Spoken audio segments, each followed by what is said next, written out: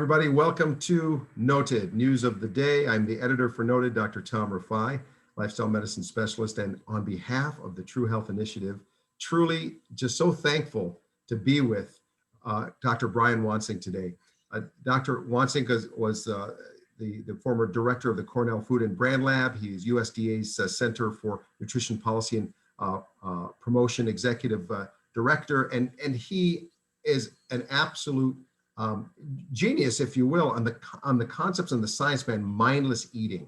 And I just wanted to tell you, Brian, that when I was practicing in the clinical programs I've run, multidisciplinary intensive lifestyle intervention programs, your books, well, particularly Mindless Eating, why we eat more than we think, top reading recommendation.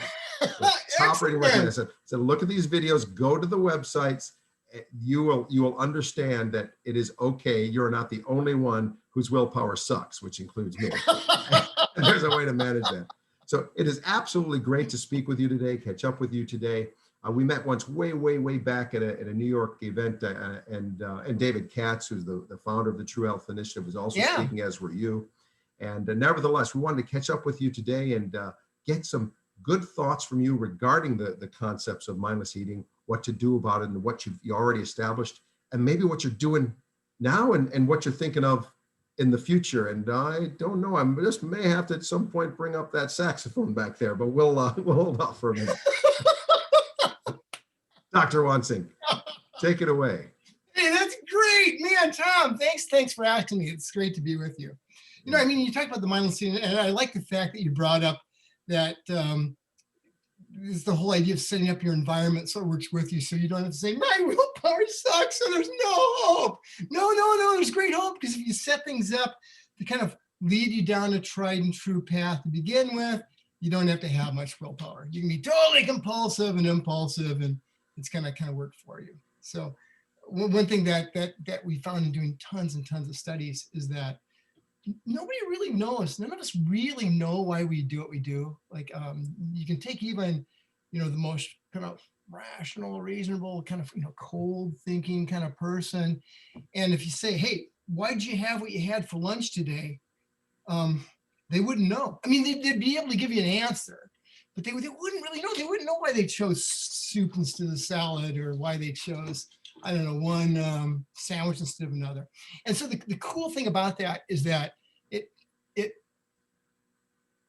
if we're not really sure what's nudging us or guiding us in one direction or other when it comes to what we eat, how much we eat, or how much we like it, we can kind of set up the environment so that it guides us to think food tastes great, to eat better, and to eat a little bit less.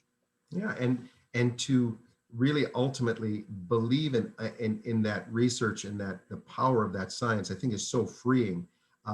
One thing I think we may have discussed, but I deal with a lot of, and I have binge eating disorder. I frankly lost my youngest brother to binge eating disorder. So the power, and I don't think it's unique just to people with more, extreme ends of maladaptive eating, if you will. I think there's a whole lot of people that to some degree or another are impulsive eating, stress eating, and so forth. But the power of the environment to be able to be free from that badge of honor of willpower, and then to also be able to, hey, you want it that bad, go out and have a little bit, enjoy it, whatever the case may be. But maybe don't, necessarily bring it in the house and like pretend the wolf was a dog and then blame the wolf when the wolf bites you.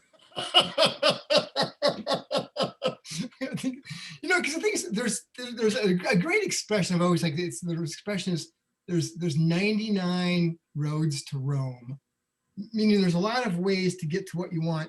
And for a bunch of people, doing what you mentioned, keeping a food diary, counting calories, really using their willpower is successful, and it gets them there and it keeps them there and stuff. But there's a whole lot of rest of us who, we don't want to be professional weight loss losers. We got other things going on. We're kind of, it's kind of an interest, but it's not really that big of an interest that we want to allocate that much thinking to it. And for us, that's why the hope is just setting up the environment so we can do what's right. I mean, the extreme case would be to say, well, I'm just never going to bring anything in my home except for fresh fruits and vegetables. Right. And you can say, well, gee whiz, that would work until it doesn't anymore. Because at some point you're going to say, wait a minute, you know, I deserve more than this. This is horrible. I hate myself. I hate life. I deserve more than this. And you're going to probably backfire and it's going to binge. But setting things up so you can have a little bit of what you want without feeling bad works really well. Absolutely. Need a release valve on that pressure cooker, right? It's just going to blow up in your face otherwise. Yeah, I mean, we'll give an example. One of the things that we had done early on, and this is now kind of trite because it seems to be fairly well known, but one of the things we found is that if you tell people, serve yourself, whatever, 80% as much as you usually do, or 50% of what you usually do, or, give yourself a fist-sized portion of whatever, you do that, you're very conscious that you're limiting yourself. You're really conscious that you're kind of not getting what you really want. But instead, if you do something as simple as use a smaller plate, like one that's 9 inches, not too small, but about 9.5 inches, what happens, we find people naturally put about 20% less on their plate. And they don't think that they're penalizing themselves. They don't think that they're going without. So as a result, it's a great way to eat a little bit less without kind of going, I really deserve more. I really deserve more, because that's when the bad things happen later that day. And yes, and I think you characterize that as the mindless margin, I believe at one point. I'd like to ask you about that, and also that it's not always necessarily subtractive. I think from what I remember too is that, yeah, sure, the smaller plates might apply to certain things, and if it came to salads, maybe you should have bigger bowls, and that there's a really nice combination of subtractive and additive that doesn't ultimately result in zero of anything, but it leads you to really mindlessly eating more along the lines you want by setting up the everything in a sense that would trigger, if you will, how you're going to eat. But then after you establish it, it's no longer a bunch of willpower driving it. It's just these automatic kind of mindlessly easy things to do. Yeah, the mindless margin. I remember that.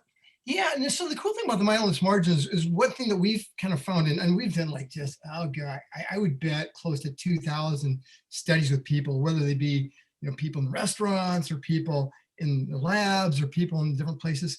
And one of the things we find is that let's say that a typical person, eats 1,000 calories a day, let's just say.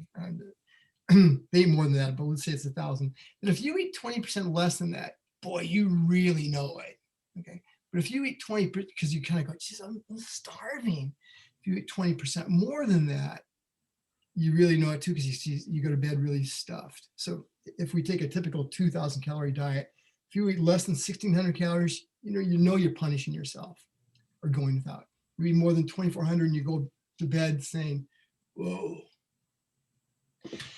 But we've also found the same 20% works. It seems to work in a lot of studies we do too, and that very seldom do we do studies where something like a cue around them, where it could be what the person's doing next to them, or it could be the size of the bowl, it could be how they serve, or it could be the lighting or whatever.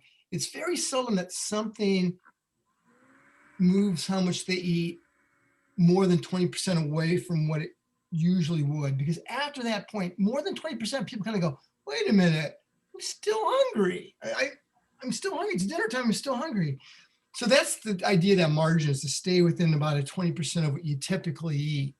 And most of these environmental things do kind of work in that way, but that's why you can't stack them. You can't, it doesn't really work to stack them. You can't say, well, what I'll do is I'll do everything. I will, I'll serve off the counter, or I will use smaller plates. I'm going to sit in this position. I'm going to turn the lights like this. I'm going to do this to the music. It's still, you're not going to get above 20%. Very nice. And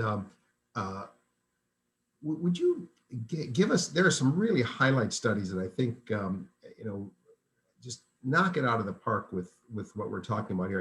I can't help but ask about, and I believe they were graduate students involved in, maybe it was a big sports game or something, but they were led into two different rooms with, I think you mentioned popcorn so stale, it was like it was an entomology lab for, I can't remember how long. Could you, that was a great, kind of landmark study. Could you delve into a couple of your highlight studies that really, that you're most proud of, or that really kind of sealed the deal and grabbed people's attention, like that, which I believe I read in an interview with you in Nutrition Action. I think it was Nutrition Action Health Letter. Yeah. Oh, maybe. Well, I'll give you an idea what that one is. Again, there's we did 7 or 8 of them like this. We did them in real theaters and sometimes in these other different things. But if you ask people why they overeat, they typically say, well, I overeat because I'm hungry, or the food really tastes good. We say, well, if that's the case, what if we set up a study where we take people who aren't hungry, food that doesn't taste good, what's going to happen? And so what we did is people came to a movie theater, and in this theater, when they came in, we gave them free bowls of popcorn, or buckets of popcorn. Either they're the big ones, or they're kind of slightly smaller ones. These are the ones that cost $9, and these are the ones that cost $9.25. And what we did though was half of them were normal popcorn, but then the other half was horrible popcorn. I mean, I can't remember how old it was right now, but it was 3 days or 10 days old. But I had taken it into a lab and I'd put it in a lot of humidity and stuff. It's horrible styrofoamy popcorn. And what we found is that regardless of whether people had the good popcorn or the bad popcorn, they still ate a lot more, I don't know, 30% more if we gave them a big container. So even though they weren't full, even though they weren't hungry, and even though the food didn't taste good, they still overate if you gave them a big bucket. And I remember when we were doing this study, we did this exit interview and people came out, and we'd ask people, gee whiz, you seem to eat lots and lots of popcorn. You must have been really hungry. And they'd go, oh no, are you kidding? I just finished dinner 2 hours ago. I wasn't hungry at all. And if you then say, well, then the popcorn must have been really, really good. They'd go, yeah, are you kidding me? I couldn't get the taste out of my mouth. And actually, there were some people, at least I think a couple of people, that tried to get their money back from the popcorn because it was so bad. They didn't pay for it. But. That's hilarious. First of all, and if I'm not mistaken, too, I think some weeks before, at some point prior, you did your best to give them all kinds of tips to avoid overeating, wasn't it? I mean, weren't these people that walked in educated on how to not have this happen to them? Yeah, this particular study was just normal theater goers, but we also did it in labs where we'd actually give lectures to people. Then we'd bring them in to watch some movie a couple weeks later, and the same thing would happen. And see, that's the deal, Tom, that's so kind of, I think, powerful about this is, we do studies and we'd talk to people about it, and we talk to press about it and stuff. And people would say, okay, that's good. Now that I know that, it's not going to happen to me. It's just holy cow, are you kidding? It's absolutely going to happen to you. That unless we do something that just doesn't necessitate you thinking about things, you're going to fall right back into overeating popcorn if you put it in a big bucket. And I think that's one thing that I found neat is after doing maybe a couple thousand studies, either me or the postdocs and stuff like this, is that the thing that's so shocking to me is that regardless of what we do, when you present it to people afterwards and say, geez, Louise, do you know that you seem to eat whatever, 20% more, 30% more, 15% more than this other group because of this? Do you think that, because of whatever, the order of the food in the buffet line, or the size of the serving bowl, or whether you had a spoon versus tongs or whatever, people would say, no, that didn't influence me. It's well, how else would you explain, why you ate so much more? I guess I was hungry, or, I guess, and they'll try to rationalize why. And I think this is the real power of of making these changes is that we can always talk ourselves out of something, but if we simply do it, there's no having to think about it. There's no having to rationalize why we eat too many snacks. Like one of my big weaknesses is I love to snack between the hours of 3 and 6. Now, if I were to say, don't ever snack again in your life, well, we know that's not going to happen. So we have some cupboards that are up there, and between 3 and 6, I just say, up until 2:59, I can snack. 6:01, I can snack, although we don't because we're about ready to eat dinner then. But as long as I put a short thing like that, I don't really have to think about it. And it's coming up with a physical thing, having it in just one set of cupboards in the laundry room. And second, just in my case, the rule of thumb where I say, not between 3 and 6. That makes things work really well without me having to kind of make a food list or a food diary or, remind myself or have a mantra or things like that. Yeah, it really does help provide a lot more benefit for less effort. And who wouldn't like that? And in our house, we definitely have learned from your science, and whether we reach for the smaller or the larger plate has a lot to do with, hey, I know it's going to happen if I reach for the larger plate. And if that's for my salad, that's great. I might grab that one. Especially me as a cerealaholic, I have definitely downsized the bowl size because no question about that. Prior to what you're putting it in though, maybe some. Look, I don't want to beat up on. Let's just. I'll just say it. It doesn't matter. We'll just say that Costco is not the only one out there. But thoughts regarding this buying food in these large containers for the economic purposes. And maybe that works for some people, but is it true that if we buy it if we buy a larger box, the odds are what's coming out is probably going to be larger too? Yes, that's true. You know what? Having said this, I'm a huge believer in these big box stores. We belong to Costco, and we drive about 100. In fact, tonight, I'm going to get my COVID shot. We're going to drive up to Costco before I have to get it and just fill up the car with stuff. We belong to BJ's because the thing is, there are huge, huge savings. We were there last night. We were at BJ's last night. There's huge savings to buying food in bulk. My wife's went to French culinary school, so we eat a lot of that food. But the thing about it is you can get the savings and have those internal limitations put in you too, because we repack almost everything. There you go. Smaller bags. Yeah, as soon as we get back. Like even last night we bought some cereal because I too like cereal a lot too, and we took half the other unopened cereal things and the half of the open one and put them in a container out in the garage.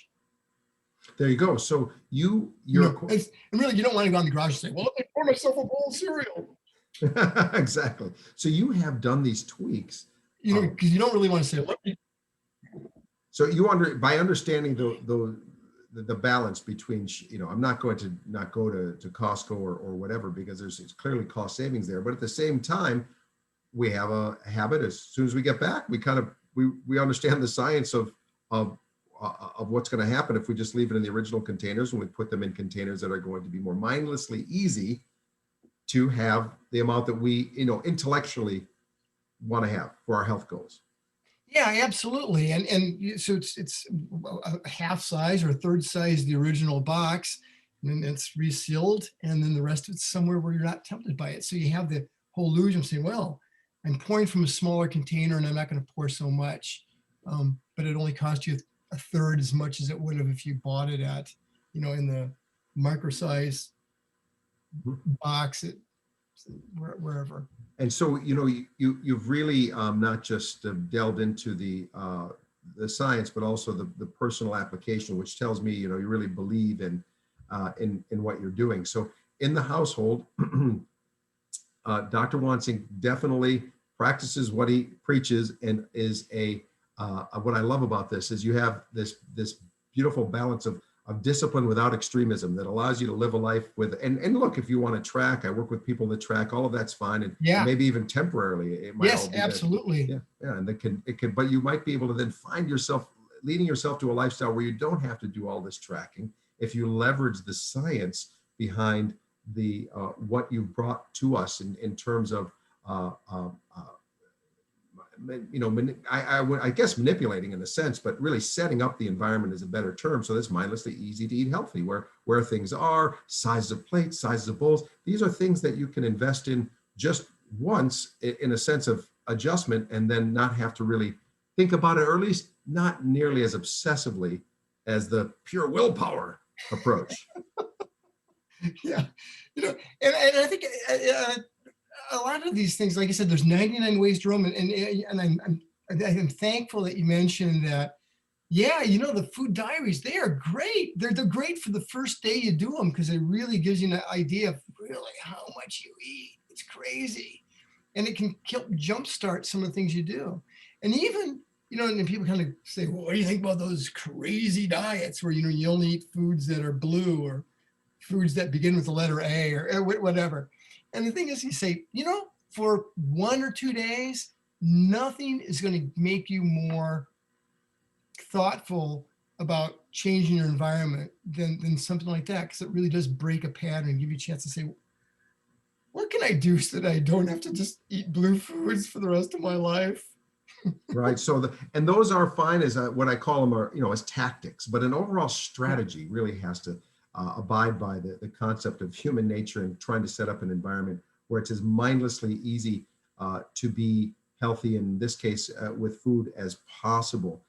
There is, we have a certain amount of willpower, if you will, but I kind of remind people there are kind of 3 levels of control, right? What you can control, what you can influence, and what you cannot control. Why don't you save your willpower, meaning outside your doors, for that, for the last one, and try to maximize the efficiency of your willpower by not having to spend it where you can actually adjust your environment to be mindlessly healthy, and not having to constantly expend the thought power behind what it takes to get to healthy eating. Yeah. I love that framework. That's really brilliant to figure out where you can allocate your thinking. Yeah, that's really neat. That's neat too. No, I appreciate that. And if we can, maybe one more classic study, because it's just so cool. But the refilling soup bowl, of course, is what I'm going to be asking you about. And then I'd love to hear a little bit more about what you're doing now and the future. But the refilling soup bowl, if you haven't seen this, I'm sure you can find it. I've seen videos on YouTube, but we've got the master right here. So tell us about this magically refilling soup bowl. Well, so it's kind of funny is that, when we first started doing these things, and it's just, and we started finding all these things that influence people from one direction or another. But what happened, and not just with like journals and stuff, but people say, well, of course, the size of a plate can cause you to eat a little bit too much, but really it's not going to cause you to gain weight, because we self-regulate. We know when we're full, and even in cases when people were involved in studies, and I'd show something had a big influence on them, they'd say, well, yeah, it's nothing I'd ever worry about or change, because I know when I'm full. I'll just compensate by eating a smaller dinner, for instance. Okay. And then we thought, well, I don't know, is that the case? And so one of the things that we did was we created this refillable soup bowl, where we had a bunch of them actually, but this table's a normal table, kind of like something like that in a restaurant. We drilled holes in, and then we drilled holes in the bottoms of soup bowls, and had it set up so that when people came to this for lunch, they would eat soup, but it would never end. Okay, they would eat a little bit, and it perceptibly go down, but then it imperceptibly start to rise again, because we'd had it connected to these big cauldrons of soup.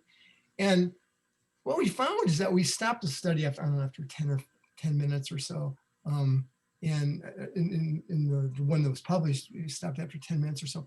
We found that the typical person eats something like 72% more soup if they're given a refillable soup bowl. but they didn't rate themselves as any more full. They didn't know they'd eaten more. And it kind of shows that, I don't really know that we do know when we've had enough to eat, because our stomach, it's not like a thermometer. It's not like some finely tuned instrument. I think it's pretty coarse in its ability to tell us that we've had enough to eat. Yeah, I agree. And, if anything, one could argue that, in terms of human history, our bodies would have, at least not now, but at least maybe up till several hundred, if not a few thousand years ago, been better off eating more whenever you possibly could. And now we've got this odd environment around us where it's eternal spring and calories are by no means difficult to find.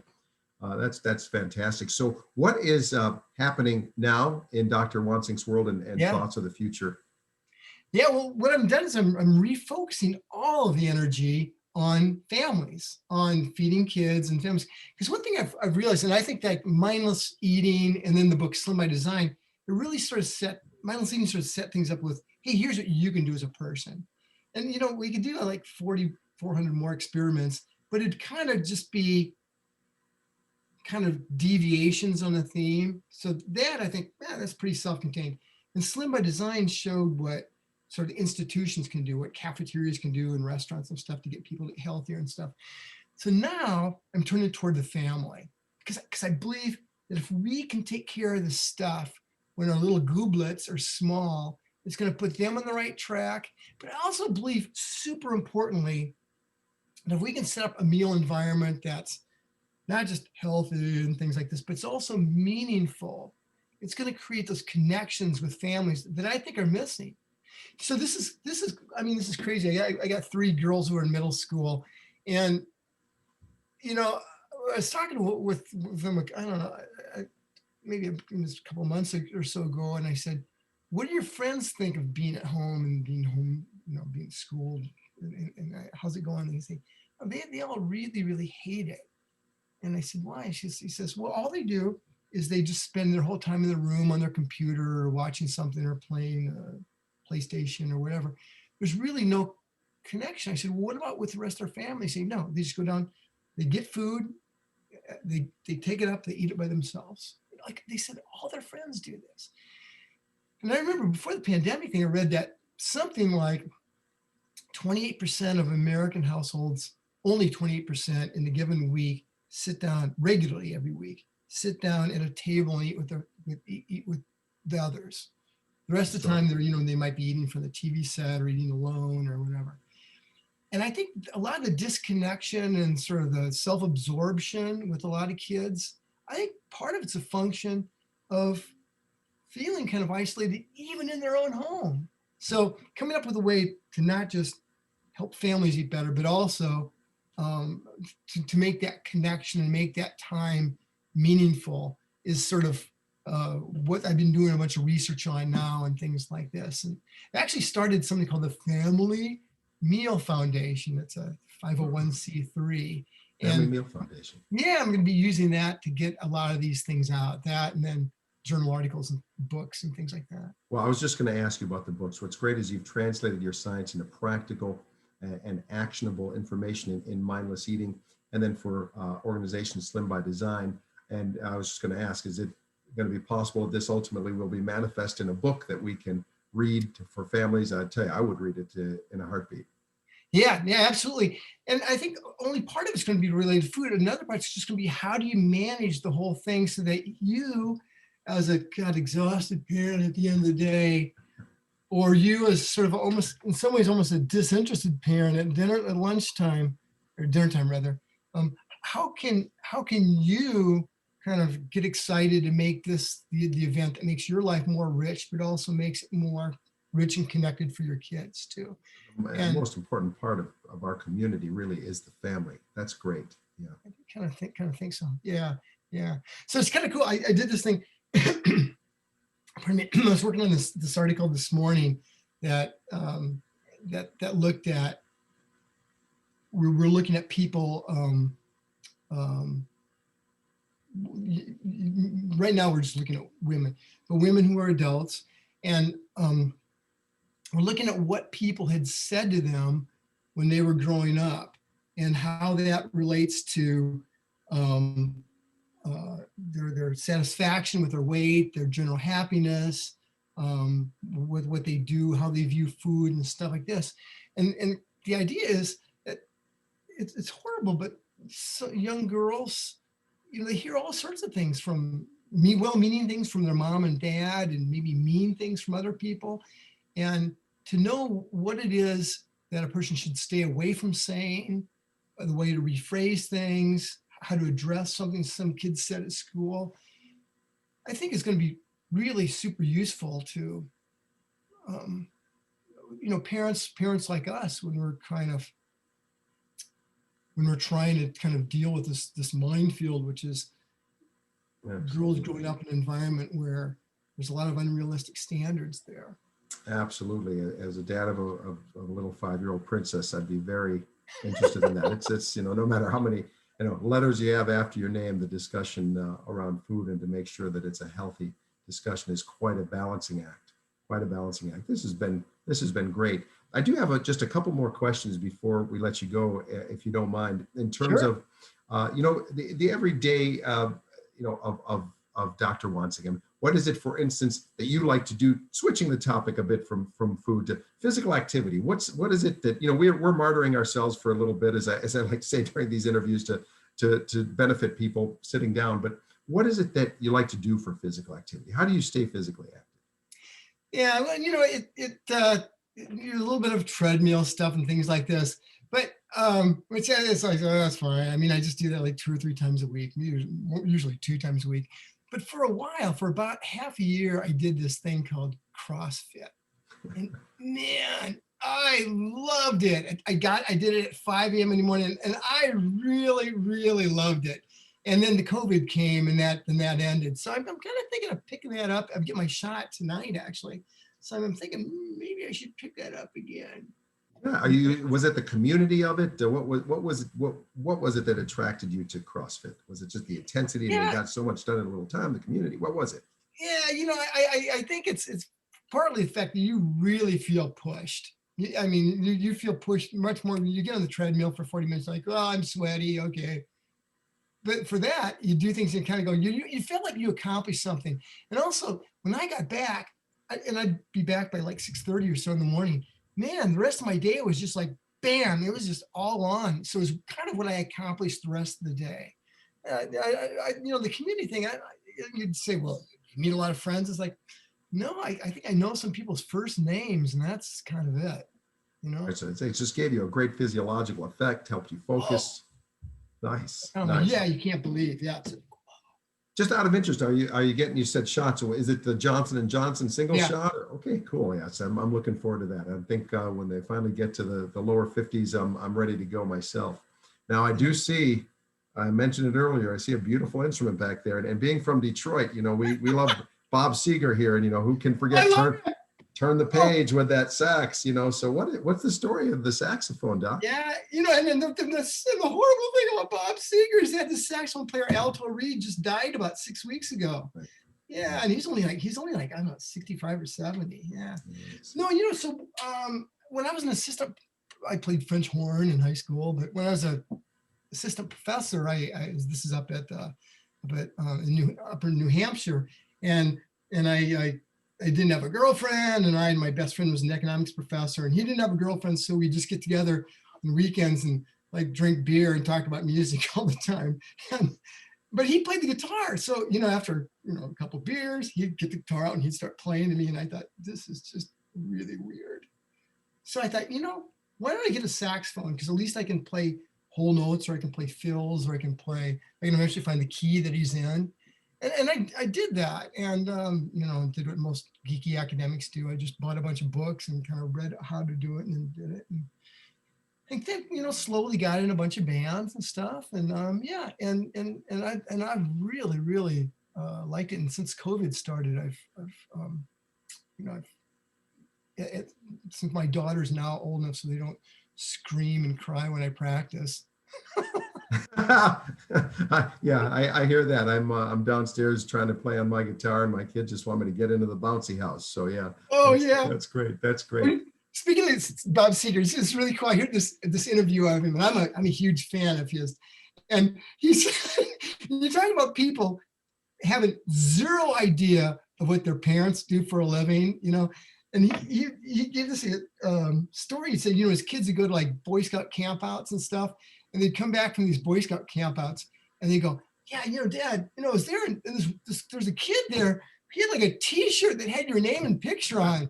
What's up with that?" Isn't that great? Yeah, just dad around the house. Hey, take out the garbage.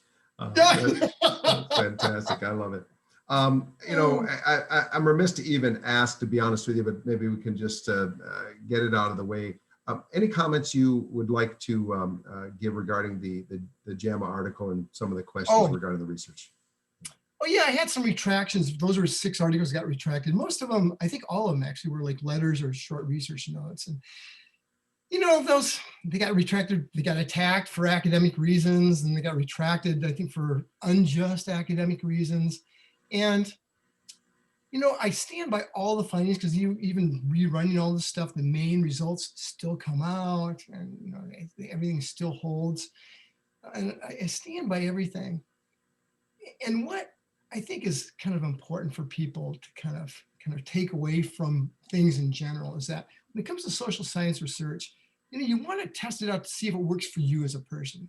So like everything that we've come up with, I hope, has been oriented to try to give somebody here's news you can use at the end of the result that people can use to be happier or healthier. That doesn't mean that it works for everybody, but it means that it's something that you can try it. If it works, if you try it 4 times and it works, great, stick to it. If it doesn't work, then kind of move on. Yeah. And that's the thing I think with a lot of social science research and a lot of advice that we give is that people can say, well, I don't know, doing that, I don't know if it's going to work for me, or they'll say, I'll keep it in mind or whatever. But with most of this stuff, if you try it and you try it not once or twice, but just 3 or 4 times, you'll get a sense as to whether it's starting to stick. And earlier when I said, there's 99 roads to Rome, there's a lot of ways to become a healthier eater who eats more nutritiously and stuff like this. And you can take any of those in any combination. But the idea is finding what works for you. But what you can't do is just say, well, it's not going to work for me. Or you can't say, well, now that I know it, I don't have to worry about it. You just have to act in some ways. That's so true. Really, course correct. All I can say is that, I spent over 20,000 hours running and leading intensive lifestyle intervention programs, multidisciplinary care programs. And your research has been consistently one of the most useful places and resources for people to understand and turn themselves away from the concept of willpower, and then really putting it to use. And sometimes it's just little trick or that little trick. If it's just the cereal guy, they were made, just the smaller bowl really did work. And that's what I love, is that those little things that they can give you, really big breakthroughs. So as far as I'm concerned, I love it. I encourage people to read Mindless Eating, and if they're part of an organization, Slim by Design. But where would you, if you don't mind, sure, could you let us know how people can kind of stay in touch with what you're doing, or where would you lead them to today in addition to those 2 great books? Yeah, and I think if they want to go to the website, just brianwansink.com. What happens is I update the stuff that works for you, the stuff that works for your family, and the stuff that works for organizations. And I try to update that whenever we come up with new findings. That's great. That's great. Thank you so much for your time today. It really is great to catch up with you.